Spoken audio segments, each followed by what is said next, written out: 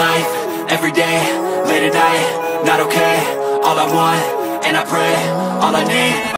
Good morning, नमस्कार मित्रांनो. Blog with श्रीमध्ये मी श्रीकांत आपलं सगळ्यांचं खूप स्वागत करतो.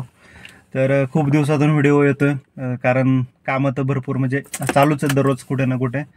आणि आजचा विषय असा म्हणजे मला काल रिझर्वेशन एक बुकिंग मिळाली होती. हे आज माझ्याशी फर्स्ट टाईम झालेलं आहे, पण आपल्या ड्रायव्हर भावांशी प्रत्येक जणांसोबत हे झालेलंच आहे आणि भरपूर वेळा झालेलं आहे.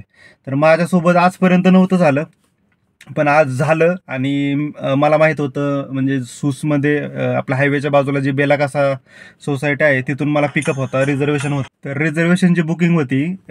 सूसमधून आपल्याला मालाड वेस्ट काहीतरी ड्रॉप दाखवत होतं. तर बाकी सगळं म्हणजे अगोदर 1 तास अगोदर नोटिफिकेशन पण आलं. आणि तसं तर मी म्हणजे 40 मिनिटच लॉग इन व्हा असं कंपनी सांगते आपल्याला रिझर्वेशनची जर बुकिंग असेल. पण मी जवळजवळ 1 सव्वा ते 1.5 तास अगोदर लॉग इन झालो होतो. आणि त्यानंतर माझं सगळं आवरलं वगैरे. आणि मी 1 पाऊण तास अगोदर कधी पण रिझर्वेशनची बुकिंग असेल माझ्या घराजवळची जरी असेल तरी पण मी त्यावेळेस निघतो. तर मी आज निघालो. तर नंतर अपॉर्च्युनिटीजमध्ये चेक केलं तर तिथं तर बुकिंग नव्हती. त्याच्यानंतर म्हणजे ते 35 मिनिट अगोदर आपल्याला रिझर्वेशनचं म्हणजे त्यांचं जे नोटिफिकेशन येतं की बाबा म्हणजे नेव्हिगेट करतं ते, तर ते सुद्धा नाही आलं. नंतर मी चेक केलं तर ती बुकिंग नव्हती. पण मला लोकेशन माहिती असल्यामुळे मी त्या लोकेशनला आत्ता येऊन बसलेलो होतो. आणि नंतर म्हटलं आता बघू, म्हणजे भरपूर जणांसोबत झालेलं आहे. तर म्हटलं बघू नक्की गाडी कुठली येते, काय येते, काय सध्या म्हणजे ह्याचं सोल्युशन काय असू शकतं किंवा नक्की प्रॉब्लेम काय होतं. तर म्हणून मी तुम्ही बघू शकता. तर मी आत्ता त्या सोसायटीच्या गेटवरती जावंच लागणार आहे. तर बघा, मला वाटते भरपूर जणांसोबत हे घडलेलं आहे. म्हणजे रिझर्वेशनची बुकिंग आली ना अर्धा तास अगोदर गायब झाली. माझं तरी ठीक आहे, म्हणजे आज मला लेट होती, 7:30चा पिकअप होता. पण काही काही जणांचे तर म्हणजे 4 वाजताचे जे पिकअप आहेत त्यांना जवळजवळ 2-2:30 वाजता उठून 3 वाजता उठून 20-20, 30-30 किलोमीटर जाऊन कस्टमरच्या बाहेर लोकेशनच्या बाहेर जाऊन थांबतात आणि त्याच्यानंतर ट्रिप उडून जाते. त्यावेळेस खूप वाईट वाटतं. तर अशा पद्धतीने सगळं सध्या चालू आहे. तर बघू आता मी सोमवारी कस्टमर केअरकडे जाईन आपल्या बॅनरच्या ऑफिसला. त्याच्यानंतर ते काय म्हणतात बघू. आता मी गाडीचा फोटो वगैरे पण काढलेला आहे. तर कस्टमर केअरला पण फोन करून विचारतो, पण ते काही एवढा रिस्पॉन्स देत नाहीत आपल्याला. पण ठीक आहे, तरी पण बघूयात. तर मी आता म्हणजे ड्रायव्हर आत्ता आला तर मला म्हणजे मी त्या ड्रायव्हरपाशी जाऊन बोललो. तर म्हटलं नक्की काय म्हणजे आपली बुकिंग जर आपल्या दुसऱ्या गाड्यांना गेली तर ठीक आहे, पण मला तेच चेक करायचं होतं की बाबा फ्लीटच्या गाडीला देतं बुकिंग की कुणाला देते बुकिंग. म्हणून मी इथे येऊन थांबलो. आत्ता एक वॅगनर गाडी आली. तिथं गेटवरती थांबलेलं ते. तर मी त्याला विचारलं, म्हटलं काय कुठली बुकिंग आहे. तर मला जी बुकिंग आली होती ती अवनी नावाने होती. तर मी त्याला विचारलं इंटरसिटी की लोकल आहे. तो मला म्हणे इंटरसिटी. म्हटलं नाव काय कस्टमरचं. तो बोलला अवनी. म्हटलं म्हणजे मला जी बुकिंग होती तीच बुकिंग होती. तर म्हटलं मग त्याला विचारलं मी. तो मला विचारलं पैसे किती दाखवले, असं तसं थोडंसं झालं. तर मी म्हटलं एवढे एवढे दाखवले होते. तर मग तेच म्हटलं त्याला की म्हणलं आमच्या बुकिंग उडवते ते, म्हणजे रिझर्वेशन तर देते पण आमच्या बुकिंग उडवते आणि फ्लीटच्या गाड्यांना बुकिंग टाकते परत नंतर ती इंटरसिटीची. आणि ती जर आता मी तुम्हाला इथे फोटो पण टाकतो बघा, ही तुम्हाला कळेलच, म्हणजे एव्हरेस्ट फ्लीटचीच गाडी आहे. तर म्हणजे सध्या तर कंडिशन अशी आहे, म्हणजे माझ्यासोबत फर्स्ट टाइम घडलं. पण म्हटलं नक्की मी त्या लोकेशनला येऊन थांबलो. नक्की म्हटलं आपल्या दुसऱ्या भावाला दिली असते बुकिंग तर काय प्रॉब्लेम नव्हता, पण म्हणजे आपल्या बुकिंग काढायच्या आणि नंतर एव्हरेस्ट फ्लीटच्या गाडीला द्यायचा. तर हे असं काहीतरी चालू आहे. मी त्या गाडीचा फोटो पण काढला आणि त्या ड्रायव्हरशी पण बोललो, म्हणजे कन्फर्म हेच आहे. तर बघू आता कस्टमर केअरला जर आपण फोन केला तर बऱ्याच जणांनी केला तर ते बोलतात की आमच्याकडे तुमचा कुठलाही डेटा नाही आहे. ऑफिसला गेलं तरी ऑफिसवाले पण हेच सांगतात. तर बघू आता काय होते काय. तो तुम्हाला तर माहिती आहे आता 5 तारखेला संप तर आहेच आहे आणि संपाची खूप गरज पण आहे.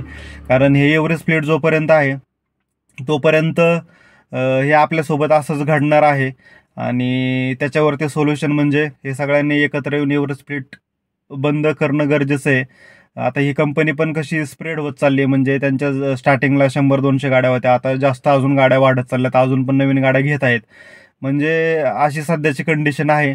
तर बघूयात आता 5 तारखेला जो संप होणार आहे मित्रांनो, सगळ्यांनी त्याच्यामध्ये पण सहभागी व्हा. कारण जे काय आपले मित्र दोस्त बाकीच्या संघटना म्हणा किंवा जे काय असेल ते ते आपलं सगळं बाजूला ठेवून सगळ्यांनी एकत्र येण्याचीच गरज आहे, तेव्हाच कुठंतरी काहीतरी होईल. आणि नाहीतर कसं आत्ता आपण एवढी सगळी इन्व्हेस्टमेंट केली गाडीमध्ये, कुणी कुणी बरंचसं काय का आता प्रत्येकाच्या स्तरावरती त्यांनी जसं जसं करून गाडी नवीन विकत घेतली आणि त्याच्यानंतर जर अशा गोष्टी घडत असतील तर खूप अवघड आहे. कारण भरपूर जणांच्या आता EMI सुद्धा जात नाहीत. आता बऱ्याच ग्रुपवरती मी आहे, तर म्हणजे सगळीकडे फक्त वातावरण असं डिस्टर्ब झालेलं आहे. म्हणजे एवढे म्हणजे निगेटिव्हपणा आता प्रत्येक ड्रायव्हरच्या मनामध्ये आलेला आहे की म्हणजे काम करण्याची पण इच्छा राहिलेली नाही कोणाची. आणि आणि जो कोणी काम करायला निघतो त्याचं सुद्धा असं होतं. आता मी तर एवढा फ्रेश होऊन एक्सरसाइज करून सगळं आवरून इथे आलो आणि मी ते एव्हरेस्ट फ्लीटची गाडी बघितलं तर त्याची गाडी एवढी खराब. म्हणजे मी सकाळी गाडी धुवून, म्हणजे सिक्युरिटी तर गाडी धुतोच आपली, पण नंतर परत मी कापड वगैरे मारून सगळे चकाचक करतो. सगळे एवढं फ्रेशमध्ये आपण निघालोय. त्याची गाडी बघितलं तर मी सगळ्या काचा बिचा अशा उघड्या होत्या, सगळी गाडी मळालेली होती. मला वाटतं तो पण रात्रभर गाडीत झोपलेला होता, तो पण असाच बिना आंघोळीचा होता. तर म्हणजे अशा कंडिशन आहेत सध्या. तरी ठीक आहे, कंपनी आता त्यांचं जे काय टायअप झालं असेल त्याच्याप्रमाणे वागते. बघू आता 5 तारखेपासून मित्रांनो खरंच सगळ्यांनी एकत्र या आणि काहीतरी याच्यावरती आपल्याला. मला खरं तर म्हणजे त्या गाडीचा सोसायटीतून बाहेर येताना व्हिडिओ काढायचा होता, पण मला थांबता नाही आलं. कारण मला सुद्धा तिथून बाजूच्या सोसायटीमधून टर्मिनल 2 मुंबईची बुकिंग मिळाली. त्याच्यामुळं मग मी कस्टमरला पिकअप करायला गेलो आणि ती गाडी मला कुठून हायवेनी पण दिसली नाही. पण सांगायचं तात्पर्य एवढंच की म्हणजे जे काही आपल्या ज्या रिझर्वेशनच्या बुकिंग गायब होत आहेत त्या मोस्टली तर एव्हरेस्ट फ्लीटच्या गाड्यांना जात आहेत, हे तर कन्फर्म आहे. फक्त त्यांच्याकडे सिडॅन गाड्या जास्त नसल्यामुळे सिडॅन गाड्यांच्या मला वाटतं जास्त बुकिंग म्हणजे गायब होत नाहीत. कारण मला आत्ता म्हणजे वीकली मला कमीत कमी एक 4 ते 5 तर रिझर्वेशनच्या बुकिंग असतातच इंटरसिटीच्या. आणि मला आत्तापर्यंत कधी झालं नव्हतं असं माझ्यासोबत, पण आज झालं. आणि ते पण मी त्या लोकेशनला जाऊन चेक केलं एक्झॅक्टली प्रॉब्लेम होतोय काय. तर प्रॉब्लेम हाच होतोय की एव्हरेस्ट फ्लीटचं उबरसोबत टाईप असल्यामुळं ते बुकिंग फक्त एव्हरेस्ट फ्लीटच्या गाड्यांनाच देते. म्हणजे आपल्या बुकिंग काढते आणि बरोबर अर्धा तास कमी असताना त्यांची गाडी जर त्या लोकेशनच्या जवळ कुठे असेल तर त्या गाडीला बुकिंग दिली जाते. कारण मी त्या गाडीच्या अगोदर तिथे जाऊन पोहोचलो होतो, तरी पण ती गाडी नंतरनं म्हणजे एक 10 मिनिटानंतरनं तिथे आली. म्हणजे त्याला जवळजवळ म्हणजे ते सर्चच करत असेल बहुतेक, त्यांनी काही ॲप्लिकेशनमध्ये डेव्हलपमेंट पण केली असावी की जेणेकरून आपल्या बुकिंग गायब होत आहेत. आणि एव्हरेस्ट फ्लीटची जर गाडी अराउंड त्या लोकेशनच्या असेल तर त्या गाडीला पहिली बुकिंग जाते. तर असं सगळं सध्या होते. त्याच्यामुळे सगळ्यांना आपल्याला एकत्र येण्याची गरज आहे. आणि जो काय आता 5 तारखेचा संप आहे तर तारीख तुम्ही मित्रांनो चेक करा. कारण कधी कधी काय होतं, पाठीमागं पण संप होणार होता पण त्याची तारीख नंतरनं पोस्टपोन झाली. तर तारीख तुम्ही चेक करा, कुठे फेसबुक पेजवरती म्हणा किंवा ग्रुप्सवरती किंवा कुणाला पण विचारा. कारण जर पोस्टपोन झाली नाही तर ठीकच आहे, पण 5 तारीख मला आत्तापर्यंत माहिती आहे. तर तुम्ही सुद्धा 5 तारखेपासून थोडंसं लक्षात ठेवा. जे काय असेल ते आपल्याला गाड्या बंदच असतील, कारण भरपूर जण वैतागलेले आहेत, डिस्टर्ब आहेत. त्याच्यामुळं आपल्या गाडीला काही नुकसान होऊ नये याची प्रत्येकाने काळजी घ्या. आणि याच्यामध्ये संपात सहभागी होऊन जिल्हाधिकारीचं किंवा RTOचं जे कार्यालय आहे तिकडे सगळे येणार आहेत. तर तिकडे सुद्धा मी सुद्धा माझी गाडी उभी करून येणार आहे. तर चला हा व्हिडिओ इथेच थांबवतो. एवढंच तुमच्याशी शेअर करायचं होतं म्हणून हा व्हिडिओ बनवला. तर भेटूयात पुन्हा एकदा नवीन व्हिडिओमध्ये. तोपर्यंत टेक केअर, बाय बाय.